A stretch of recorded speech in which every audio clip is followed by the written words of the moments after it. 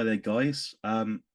So I enjoyed the first interview of Mark so much, and this might be actually a three, four, or maybe five-part interview series. That's fine. I love it.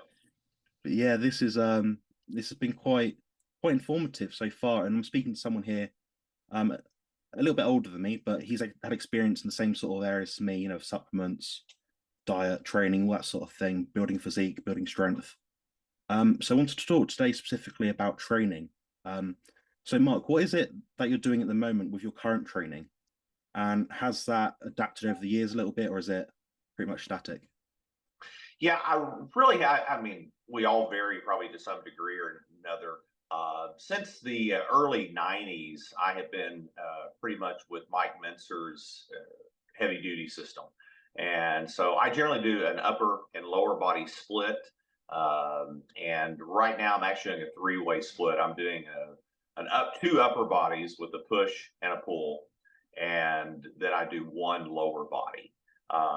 I've gravitated between two different sessions of lower and split.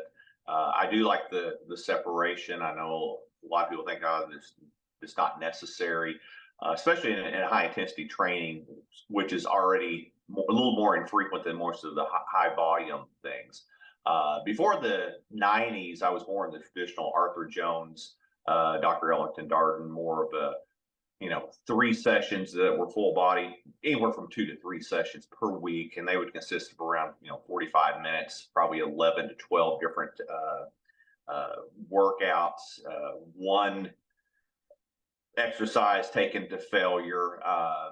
Mike Mentzer really changed my training philosophy in the early 90s. I had a martial arts instructor introduce me to his system in around 1992, and really abbreviated the training quite a little bit for me, a lot. And with my martial arts training, which was much more hardcore than it is, much more frequent than it is now, it really made a huge difference. We're doing a lot of Muay Thai kickboxing, regular Western boxing, and a lot of grappling, Brazilian jiu-jitsu, catch as catch can wrestling, different things like that. And that takes a toll on your body and your recovery ability, and you do that much. And I'm talking about, five 5 hours to 10 hours every week just of that pretty hardcore training. And so trying to get in a strength training in there too, and doing other things. Even though I was a lot younger then, it was still difficult on the recovery process. So when I went to that more infrequent, I mean, a session would probably last no more than 20 minutes. So, I mean, you're talking about 2 20-minute sessions a week. So that made a huge difference in my ability to recover, and my gains were much better. Strength level was much better.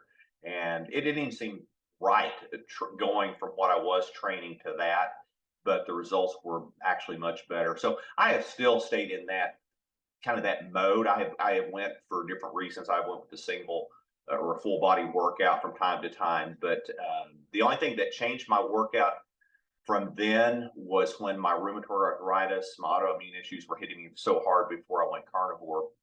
So I was actually going to super infrequent training. I don't know if anybody understands the amount of pain and inflammation you suffer with just your body attacking its joints. But after a workout, yeah, you're generally going to be sore and some discomfort and have the delayed onset muscle soreness or DOMS. But with rheumatoid arthritis, it takes that to a whole new level. And so I actually was training as infrequent as one session per week every couple to 3 weeks, and I was still having a hard time recovering. So it wasn't until I got that under control with my carnivore way of eating that just was a game changer, that I could go back to a much more intense and more frequent type of training. Yeah, that kind of makes sense for me as well. Obviously started in kind of a mixed martial arts, kind of fighting, sort of combat background. You've gone into the weight training side of things, and you found your own way to sort of mitigate the pain that you're having. And obviously, you've used diet alongside of that. Um, have you used any sort of methods in regards to your training itself? So outside of like the diet and that sort of thing, have you found like intensifiers that reduce your pain but allow you to have that same muscular stimulus? Yeah, outside of the diet, of course, I've tried every supplement known to mankind, haven't we all? I haven't found that magic one yet. Really, I don't think that exists. But anyway, outside of that, red light therapy has helped quite a bit. Sauna use makes a huge difference for me. That sauna use is one of the things, and I like to do that maybe even a little bit before I work out, but definitely after I work out. I can tell that has been a great thing. I've done, cold therapy, cold water immersions, different things like that. I've done that for years before it was even cool. We have a creek right down here on our farm, and it stays, just super cold. And a lot of times I would go after a workout and do that. Now, I have changed my thoughts on that a little bit. It did help with the DOMS. The soreness was greatly reduced, but Dr. Doug McGuff, the guy who wrote Body by Science, big in the high intensity training method, he and some others have seen that may be like taking the ibuprofen or some kind of NSAID after a workout. It may reduce the pain, but it could, and I think this is all theoretical, but it could reduce some of the adaptation that you're wanting from the pulling the muscle fibers apart. I mean, that's what you're doing. And so I don't generally do cold water immersions post workout, but I definitely do sauna, red light, and I'll take a hot jacuzzi, a lot of times with Epsom salt. I find those things really help out outside of sleep, and just getting some rest afterwards. Probably one of the best things too. Yeah, that's good advice. And I think a lot of people sometimes overdo it with all these different things. I mean, I get people approach me, what do you think about cold therapy, warm therapy? I think Yeah. ultimately what's going to give your body the best recovery rate, it might not be stressing your body out as much as possible by freezing cold in the, Yep. being the freezing cold sea sort of thing. But that's a cool thing to do right now. Everybody does it. So, Mm. Yeah, I don't really fancy. I don't mind training out in the cold sort of thing. It's frosty here. It's sometimes yeah. it's -2 degrees, but I think that is pushing it a bit far. And ultimately, we are pushing our bodies to do something that's a bit unnatural. In that we're not trying to as a human species, trying to be as muscular as possible, trying to be as efficient as possible and produce Exactly. offspring. Yeah. So That's it kind of exactly makes right. sense. Yeah.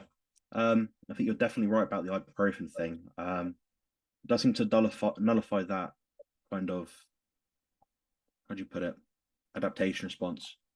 You found anything Yeah, in I mean, terms I of think if training you which try to helps? mitigate that, you're probably reducing some of that. I mean, that to me makes sense. I think there needs to be a lot more research on that to be sure. But to me, it seems like a sound theory.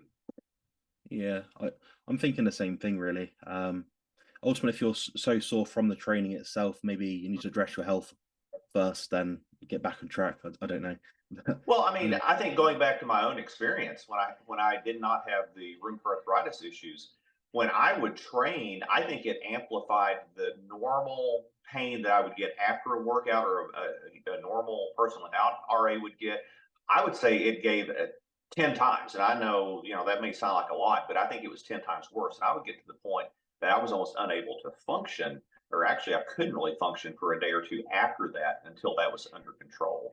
So yeah, I think that's why I had to reduce my volume back and my frequency back, or I was getting nothing out of the training. I mean, what is the point of training if you are non-functional for 4 or 5 days afterwards and in so much pain that you're just like, I can't get out of bed. So I think that was, my point that I need to reduce the frequency down substantially. yeah, I think definitely for someone like yourself or someone in that sort of position, it doesn't make sense. Um, so, in your opinion, or from perhaps any sort of anecdotes you've noticed, what do you think underpins a good training session, like an effective muscle building workout? What would be a good session, good time? Yeah, so like, what do you think is a key feature of a good training program? Is it volume, intensity, anything else? I think there's a lot of different paths to that. I mean, I have, the way I have been taught to train and the way I train my clients in is definitely going for intensity, maximum amount of effort in a short distance time. I mean, like the old saying that Arthur Jones has said is you can work out long and you can work out hard, but you cannot do both. And I said, yeah, I can. That's like telling somebody, why don't you go sprint a marathon? And when you do high intensity interval training, I'll see people that they say they're doing that. They're not going near maximum for 20 seconds. They may be at best doing 60% and think they're doing maximum, but when you're actually doing it properly, you are giving everything you got for that 15, 20 seconds, and then you need that minute or minute and a half of active recovery. Same thing with high intensity training. If you're giving it everything you can, there's no way you could do a session an hour long. It's just not going to happen. So I think a lot of people don't understand that. I think they think that they're giving a high rate, but I've seen so many people say they're going to failure and they're not, or they're kind of faking it for their trainer. And I can pretty much tell that. So I mean, that's something that's not temporal for a lot of people. So if they can't do that or choose not to do that for certain reasons, they're going to need to up the volume and probably the frequency. I think the saying is that if you go use full muscular failure, it's like taking a rag and wringing it out, and I mean just wringing it, so there's nothing left. Yeah, that's fine. But if you're only doing this, well, you're not getting all the water out. And so you're definitely going to have to keep doing that over and over, and probably more often with a much more frequency. But I think if you can get the maximum intensity that you're comfortable with, and I think near failure or full failure is good for most things. I don't know if everything needs to be taken that all the time. That's very important. I mean, the other things just have to be there. I mean, we can't say this or that without talking about proper form, the proper structure, and then the programming. That's always got to be there. But the one thing that I think that I always like to measure mine was how I felt afterwards. If I felt like I was truly drained, I've had some soreness, but not everybody feels that way. I've had clients that I put them through the ringer and they didn't have any muscle soreness afterwards. Now that's not everybody. And I've got a friend that is a well-known power lifter, Doug Holland, one of the best trainers around in Louisiana. And he says, I never get sore after work. I never have. And that's not me. That's not my experience. But I do tend to measure that. As soon as I'm not sore, I think, I don't think I'll push myself hard enough. So to me, I definitely think you need to give maximum effort and intensity as long as everything else is there. And like we've talked before, there's a point that you have diminishing returns. And if you keep going past that, I mean, we can do, even beyond failure training. And I know, Mike Menser would do that with Dorian Yates. Dorian Yates is a different species altogether. And you can't, so much of what people do in the name of resistance training is based on people that have much different genetics. They're the most gifted 0.5% people on the face of the earth. And a lot of them, they're on PEDs that most people are not. So you can't really base what they have done or their trainers have done for the vast majority of people that want to improve their health overall. That's great advice. I think there is definitely some scalability in terms of intensity and frequency and volume. I think not everyone's going to be in the intensity camp all the time. No. One thing I wanted to talk to you about as well is the recovery side of it. People that are sort of, I always get asked about, I need to take a deload, I need to take a week off, I need to, whatever I need to do. So this is quite a strange question to ask, perhaps. Try and ask it in a sensible way. Do you think that someone should take deload from training, or do you think that within each given week that they should auto-regulate their training to prevent that from happening? I think that kind of goes back to people in the realm of eating. You have moderators, they can moderate their eating with no problem. You have people, they have to totally abstain. I think that's kind of the way of training. I tend to be the type of person for my own training, not my clients or anything else, but just for me, I have a hard time backing off. When I'm in there, I want to go all out. I don't want to, I want to go all out. And I have others that, and of course, I'm the trainer. They're going to probably listen to me, and I'll say, okay, and I'll reduce her volume down. I had one of my clients; she had just been going through a lot of personal stuff and a lot of stuff at her work. So I reduced her volume way down. I kept her volume way, way, way down, and until she got over some of these things, and then we put it back up. I've had people that have faced, just things in their life that was really affecting their recovery, and I reduced that down. What I tend to find, I don't do that myself very well for me. And when I start seeing my sleep go down, and I think we've mentioned this before, I use an Aura ring here, and when I start seeing my HRV reduce down, I see all my recovery measures reduce down. That's when I know I'm probably in a state of being overtrained. And just kind of a very good topic here. Throughout Thanksgiving and Christmas that just passed, my schedule was really crazy. I have two younger girls that have a really high load of sports and practices and stuff, and just had a lot of things that were out there. And I kept my training rate just super high. I didn't miss for anything, and I noticed all my measures were crashing. So I actually am in the midst of a week and a half of totally no resistance training at all. And my sleep is much better. I feel much better. And when I go back, my next session, I'm going to be so pumped. I'm ready to go. So I think that really depends on the person again. I think if you can monitor it well, maybe like if you start feeling that or noticing that, maybe reduce down your volume a little bit or take your frequency a little different. But if not, maybe just a week off is not a bad thing. Yeah, I mean, I'm someone that just likes to get on with it and just keep going, keep going, keep going. But over time, I've noticed the more I go on like that and don't take that time to listen to my own body's feedback, I start to go almost backwards. Like you said, the whole recovery Yep. side of things goes downhill. Um, so outside of that, what do you think is important about training? So, I mean, you're doing a lot of high intensity stuff. I'm guessing that includes maybe slow negatives or drop sets or something like that. Yes, and I like to really emphasize the negative portion of it. Unfortunately, as a trainer, I don't have a trainer, and I know Arthur Jones. He said that unless you can take a hammer and smash each knuckle and not wince, everybody needs a trainer. And all his trainers had trainers. It would be good. I think everybody can use supervision because a lot of times we don't realize if we have broken form. I know years ago I was doing some pretty heavy deadlifts and my younger son was in there and he said, "Dad, your back is not where it should be." And I ignored his advice, and he was right. And I paid the price. My back was really exceptionally sore, and not just outside of the workout. And so there's things you can't see when you're doing that, things you don't understand when you're working out yourself.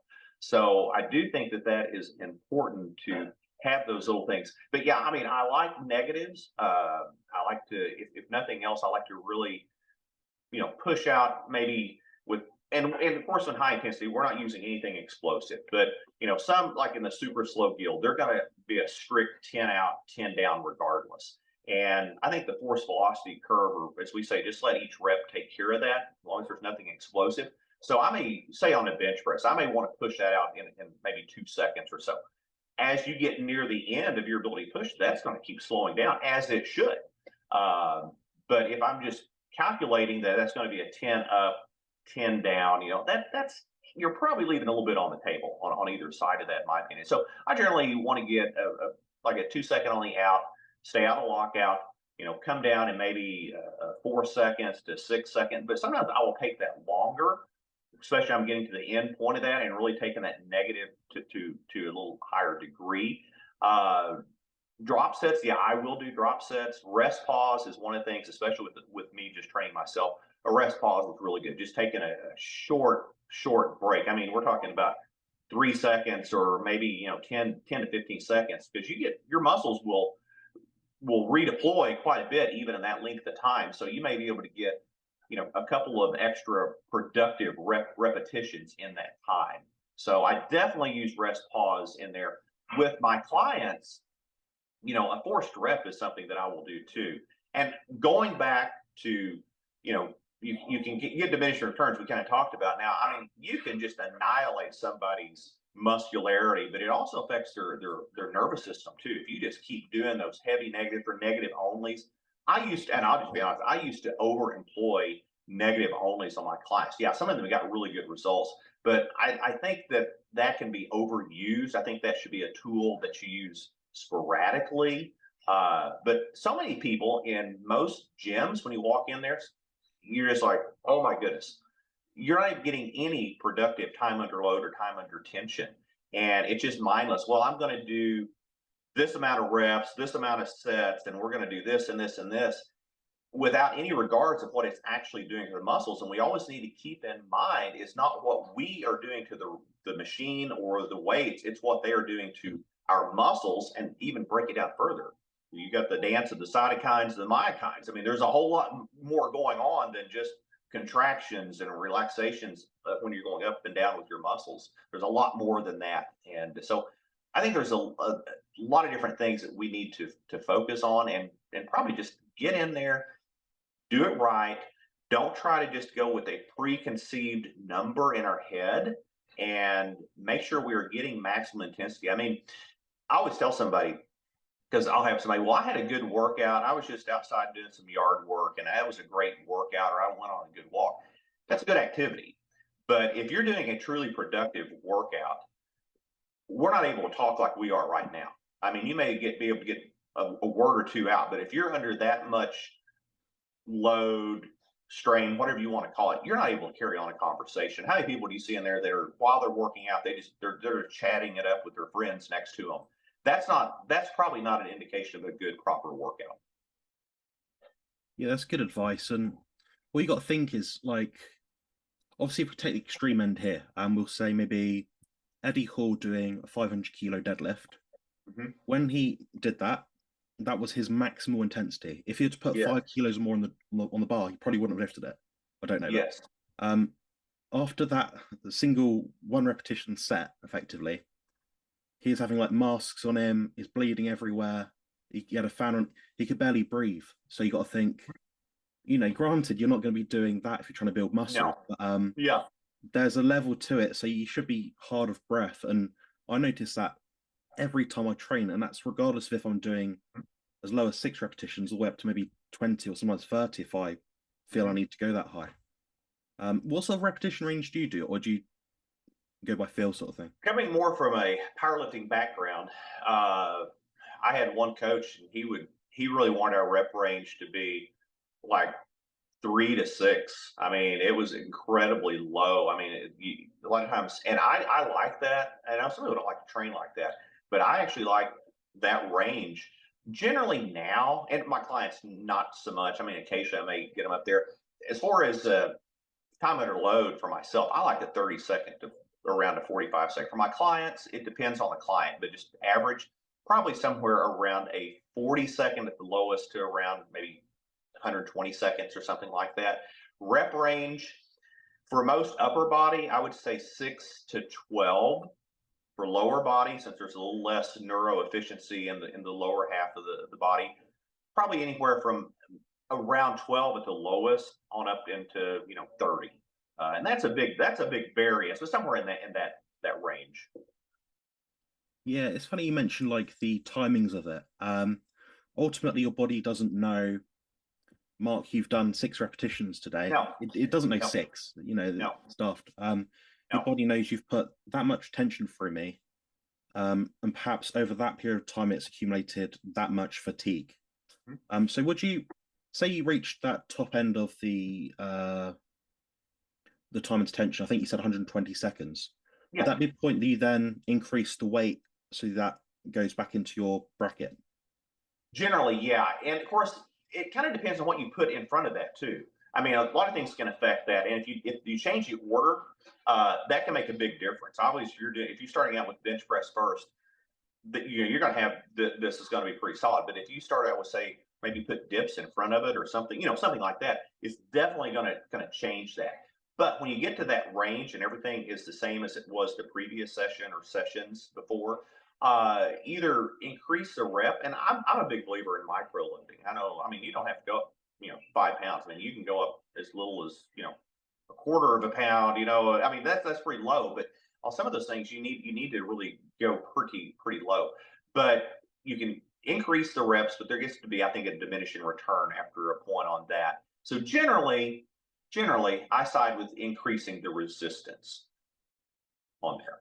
And one other thing too that I have noticed, when you look at somebody who does a high intensity training session, which are generally much briefer, if you measure, which I do, I measure with a stopwatch their time under load. When I go to gyms, and if I can do this nonchalantly, and I look at somebody going through a normal exercise and they're more of the high volume type training, their time there may be much longer, but their time under load is usually much less than somebody doing a workout that's 20 minutes versus their 1 hour. It's shocking how many people are going through this, and they're just throwing the weights up and down mindlessly a lot of times. And then in between, they're drinking their pre-energy workout, their mid-energy workout drink. They're looking in the mirror. They're on TikTok. They're taking their photos. Talking with their friends, checking out everybody, and then they go to their next exercise. And it's like there's no mind. And I've always been under the impression, I maybe getting on a tangent here. Sorry.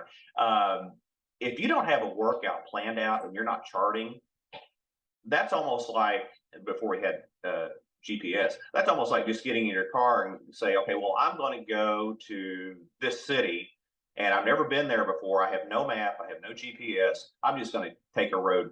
Hopefully I'll get there. So if you're not charting your workouts and you don't have your workouts planned, to me, that's the first sign that you're not going to get very long-term results. Yeah, I can agree with that. Ultimately, you don't want to be spending hours in the gym or weeks or months or years trying to build a body if you've got no sort of goal. How are you going to know in your head you've performed that much? I don't know, it would be volume, frequency, tension, whatever it is. Yeah. Like if you look at my training logs, they'll say maybe I don't know, one set of 8. Then it'll say whatever the weight is. One set of 7, whatever the weight is. Then I might after that put rubbish set, didn't rest long enough. I'll then Yes. copy and paste that same workout to my next log, Mhm. like the next workout I'm going to do with that body part. Then I'll look at that and think, right, I need to perform this properly. I need Mhm. to make sure I rest a bit longer. That's Mhm. how analytical I am. And the reason why I'm like that is because much like yourself, Mark, when you've been training for a long period of time, you're trying to eke out that extra 1%. Yeah. You're looking at all these other metrics. For the person starting up, it might not be that necessary, but when you become more advanced, 4 or 5 years down the line, you'll find, like Mark's doing, you're going to be tracking more things. Yeah, and we had a conversation in between our last interview here. Sometimes it's almost the point that when you've been lifting, training for a long period of time, and I'm talking about over a decade, especially, but even after 5 years, it's almost the point if you're doing everything like you should. Now, I mean, obviously, if you're just halfway doing it, yeah, you're leaving so much on the table. You can come back and really clean up and get things done. If you're eating, it's horrible. Yeah, you're wasting a lot of that. But if you're doing everything, it don't have to be perfect. I mean, again, don't ever let the good destroy or the perfect destroy the good. Um, but if you've done everything right, eating, rest, recovery, and your training protocols right, after a point, you're chasing the illusion of gains. There is no way that I'm going to put on. I mean, I don't care just what you hear on social media or you hear the Liver King or any of these people selling something.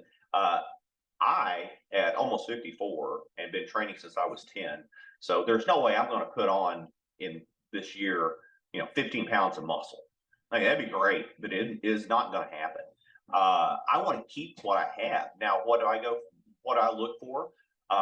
Yeah, I want to see how my physique looks. And I don't have the great genetics as you do for hypertrophy at all. I don't have that. I have good genes for strength, but I definitely don't have it for the hypertrophy. So that's one of my metrics I know where I'm limited to. So I look for different things. My HRV, how is that going? My heart rate variability. How's my VO2 max going? How's my feeling? How do I feel and everything? So I mean, there's so many things to look for outside of just strength only or just hypertrophy only. Yeah, that's brilliant. You touched really, really well throughout this whole chat about like recovery and setting realistic goals and having an appropriate plan just to get towards those goals. I think that's something people forget about, and we always read these magazines. Well, maybe less so now because they're not popular, but I Yeah, was buying yeah, Flex when I was like 15 years old, just like Mark. So we're reading these magazines to see like, oh, 10 sets of 10, 6 sets of 4, whatever it happened to be. yeah. Um, the reality is you just need to find something you enjoy doing that is hard, safe, and effective. Yes. Yeah. So before we wrap this up, Mark, is there anything sort of you want to mention as a final point, or perhaps give the viewers one or two key points of this whole discussion that you want them to take home and think about? Yeah, one thing that really has stuck in my head and made a big impact on me was, and you may know Ryan Hall. He's a high intensity trainer out of New Orleans, and he is really, really an amazing mind and so many different things. And Ryan said, I can't get the quote exactly right. I said anybody can go into a gym and train like a madman, but he said it takes true wisdom to properly let your body recover and to grow and to get better. And I think that's it because we almost have this machismo. We want to go in there and we want to work out harder than anybody else, and we want to post us doing this and that. But doing the more mature thing of letting your body recover, letting the growth happen, letting those things happen, I think that's really difficult to do. And so, I mean, maybe out of this whole interview, don't forget that when you go into a gym, you're doing resistance, and we're talking about resistance training. I mean, this is overly simplistic, but this is what you're doing to your muscle fibers. You're taking them and you're pulling them, you're stretching them, and you're breaking them apart. That actually makes you weaker. I mean, you're weaker from that. And I've had people, I think, they go in the gym and they think they're getting stronger as they are working out. That's just the opposite. Now you get that blood pump and your muscles look huge, but you're not getting stronger. The only thing that allows you to get stronger is the recovery. So those go hand in hand. So if you're not getting the proper eating, you're not getting the rest and recovery, those muscles are not going to get stronger or as strong as they should. So we need to make sure that we get in there, do it right, and then get the recovery as we need. Yeah, that's very well said, Mark. I couldn't agree more with that. So thank you for your time. What I will do is Enjoyed link it. the same things as last time below this in the description box. I will definitely remember to do that, and hopefully I'll have you again soon. I would enjoy it. Thank you anytime. I appreciate being on here. It's an honor.